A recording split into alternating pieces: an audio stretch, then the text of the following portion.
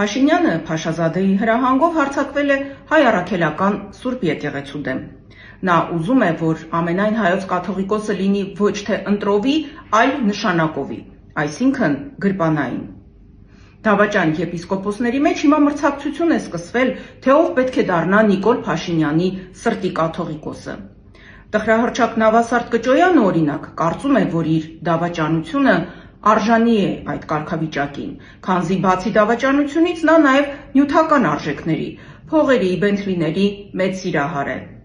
ինչը նրան էլ ավելի հոգեհարազատ է դարձնում Նիկոլ Փաշինյանի համար, նաև Աննա Հակոբյանի։ Մյուս հավակնորդը Վազգեն Միրզախանյանն է, ում ժամանակին մի կերպ են փախցրել վիրահայոց թեմից։ Հիմա նա փորձում է գաղափարապես ծառայել Նիկոլ Փաշինյանին։ Վազգենը ճիշտ է որսացել պահը, գցնելով ոչ միայն Նիկոլ Փաշինյանին, այլ նաև նրա տերերին՝ Թուրքիային ու Ադրբեջանին։ Այդպիսով նա փորձում է ոչ միայն Նիկոլ Փաշինյանի, այլ հատկապես Փաշազադեի սրտի կաթողիկոսը դառնալ։ Ահա այսպիսի նողկալի վիճակ է հուդայական խմբակում։ Մյուսների մասին հաջորդ թիվ։